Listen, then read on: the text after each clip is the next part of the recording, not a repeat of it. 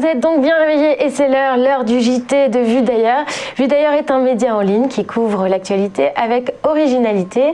Vous y retrouverez les rubriques internationales, politiques, économiques, sociales, mais avec un petit supplément d'âme, des angles et des sujets bien créatifs. Je vous invite vraiment à aller consulter ce site www.vuedailleurs.com. Vous pourrez par exemple plonger dans la seconde vie des savons d'hôtel ou encore découvrir les enjeux derrière la sexualité au troisième âge. Avec la rédaction, nous avons choisi quelques sujets du site pour vous donner un avant-goût de l'actualité de cette semaine. On embarque tout de suite à l'international. Holcim se défait de son préfixe français Lafarge après 6 années de fusion. Lafarge Holcim devient donc Holcim, simplification de nom pour simplification de raisons sociales. Les numéros 2 et 3 du marché international du ciment avaient conclu leur alliance en 2015, mais en 2017, c'est le drame. La direction de Lafarge est mise en examen pour complicité de crimes contre l'humanité.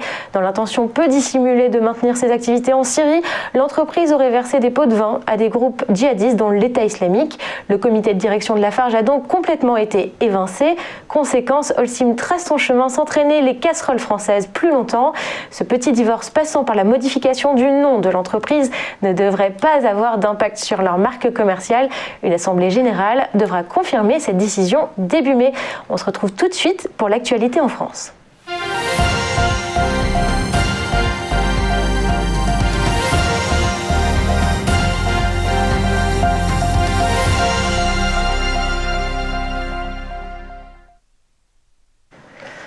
Nous sommes de retour en plateau pour couvrir l'actualité française avec l'euthanasie dans le contexte pandémique que l'on connaît bien. La loi Falorni a passé les portes du Sénat jeudi 8 avril dernier, proposant un texte favorable à l'euthanasie active des patients, je cite, en phase avancée ou terminale d'une affection grave et incurable et infligeant une souffrance physique ou psychique qui ne peut être apaisée ou qu'elle juge insupportable.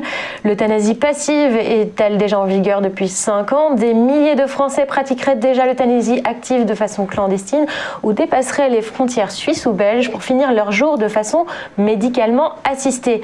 La question reste en suspens. On sent une certaine frilosité du gouvernement à l'approche des élections présidentielles.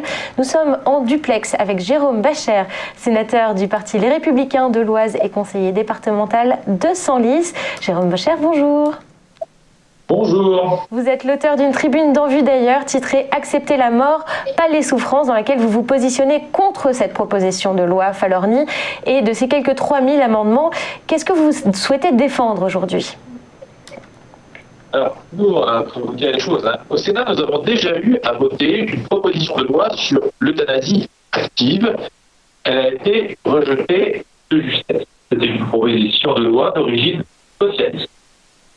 À l'Assemblée nationale, le député Falorni a fait une proposition, on va dire, équivalente. On va pas jouer sur les mots et les visions juridiques.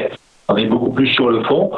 Aujourd'hui, au Sénat, nous y restons opposés parce que nous estimons que la loi Leonetti, qui a succédé à la première loi Leonetti, n'est pas allée jusqu'au bout de ce qui devait être fait en accompagnement des souffrances. Et ça a déjà autorisé, vous l'avez dit à l'instant, l'euthanasie passive, c'est-à-dire ne pas prolonger la vie au-delà de ce qu'on appelait avant l'acharnement thérapeutique. Et dorénavant, aller plus loin, ça supposerait qu'on ait fini avec cette loi et qu'on sache en tirer les leçons. À chaque fois, vous savez que vous avez des mouvements d'opinion, vous avez un cas qui est exhibé et qui appelle à l'opinion publique. Quand vous avez un cas exhibé, vous êtes tout de suite très sensible. Mais faire la loi, ce n'est pas faire la loi pour un cas, aussi proche soit-il, aussi douloureux soit-il. Il s'agit de faire la loi pour tous et d'essayer de donner des moyens pour tous de, mourir dans la dignité et le moins de souffrance possible. Lorsque vous parlez de sacralité dans votre article, est-ce que vous n'excluez pas aussi une très large partie de la population française qui n'a pas la même conception de la vie que vous ? Finalement, 51% des Français aujourd'hui sont déjà favorables à ce changement de loi sur l'euthanasie. Vous savez, j'ai mis le mot sacralité, vous avez vu entre guillemets, comme c'est moi qui écris mes tribunes, je sais exactement comment je l'écris, pour montrer que pour certains, il y a une vision religieuse de l'affaire, et pour d'autres, il y a une vision tout à fait humaine ou humaniste de l'affaire. Donc ne mettons pas trop de présupposés derrière tout cela. Non, il s'agit simplement de dire que c'est pas parce que vous avez une opinion publique qu'elle est parfaitement éclairée. Vous savez, si on gouvernait qu'avec les sondages, à un moment on ferait la guerre, à un moment on ferait la peine de mort, et puis après on enlèverait, etc. Non, c'est un vrai sujet. Vous êtes en ce moment en train de féliciter, ou l'année dernière, à cette heure-là, à 20h, plutôt le soir, on applaudissait les soignants qui tentent de sauver des vies, et là, on voudrait faire jouer aux soignants le rôle paradoxal. Justement, ces soignants ont déjà recours dans les faits à l'euthanasie au quotidien dans l'hôpital. Certains de manière illégale. Donc moi, je ne suis pas pour prendre forcément le meilleur ou le pire de ce qui se passe à l'étranger. Tout à l'heure, vous parliez de la Suisse, c'est possible en Suisse, ceci est possible aux Pays-Bas, etc. Moi, je ne suis pas, je vous le dis clairement, pour aller chercher forcément mes modèles ailleurs et prendre le pire ou le meilleur de ce qui se passe ailleurs.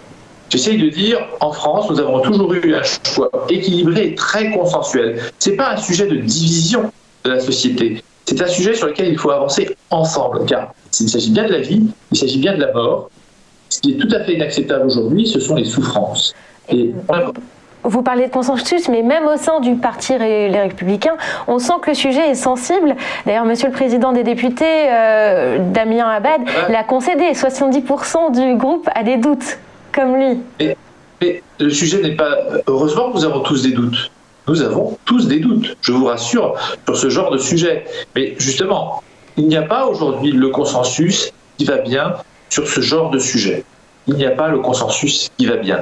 Il faut progresser ensemble et aller chercher le consensus. Ce n'est pas à l'occasion d'une petite proposition de loi sans qu'il y ait eu un vrai travail de fond et d'examen propre de la loi Léonie Piclès. Je vous assure, on fait vraiment de la politique aujourd'hui comme ça, à l'émotion, et tiens, j'ai une idée, je la balance, ah bah ça a l'air de plaire, c'est que c'est bien. Non, ce sont quand même 3000 amendements.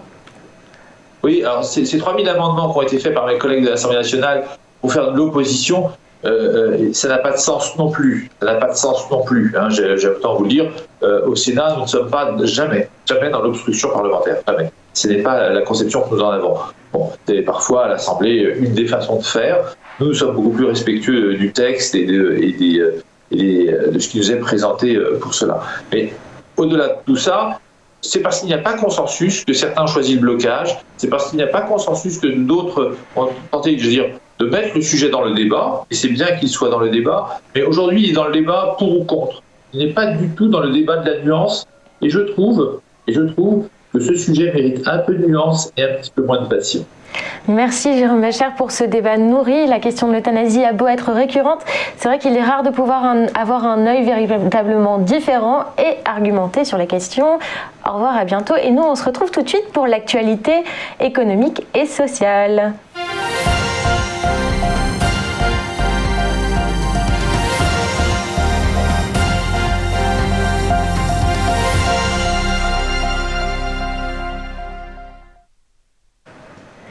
Et côté actualité économique et sociale, l'État français serait prêt à mettre la main au portefeuille pour EDF. Les confidences de Bruno Le Maire ont réveillé les investisseurs. Le géant français a d'ailleurs connu une poussée spéculative de 10% à la Bourse de Paris ce mercredi, en prévision des milliards que pourrait lui verser Bercy. L'État pourrait racheter les parts des actionnaires minoritaires à prix d'or, 19,80 € par action, alors qu'elle se négociait tout juste à 11,23 € en clôture ce mardi.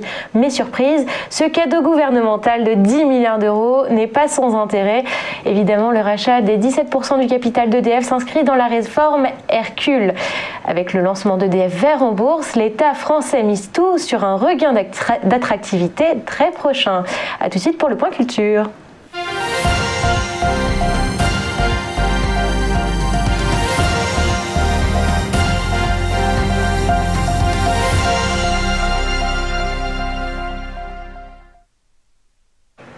La culture est toujours curieuse et surprenante. Vie d'ailleurs interroge aujourd'hui la place des NFT dans le marché de l'art. Ces tokens cryptographiques non fongibles représentent de façon particulière des objets uniques.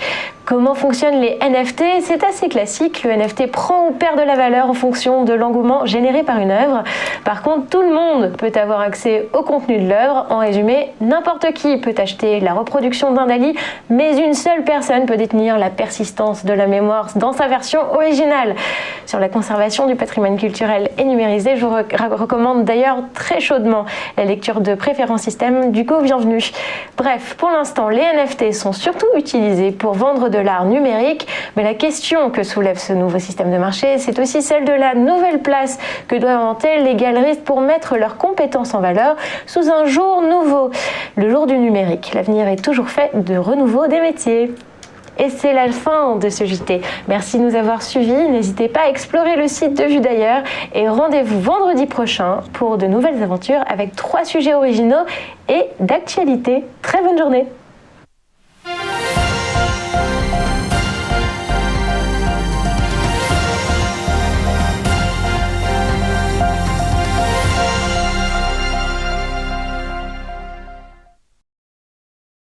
Bonjour à tous et bienvenue dans notre émission Entreprise et Innovation, votre rendez-vous innovation, développement économique et enjeux du digital sur TV Finance. Tous les jours, TV Finance met en lumière une société, un projet, des hommes et des femmes qui font l'entreprise d'aujourd'hui et de demain dans un monde en perpétuelle évolution. Pour y participer, contactez-nous sur tvfinance.fr.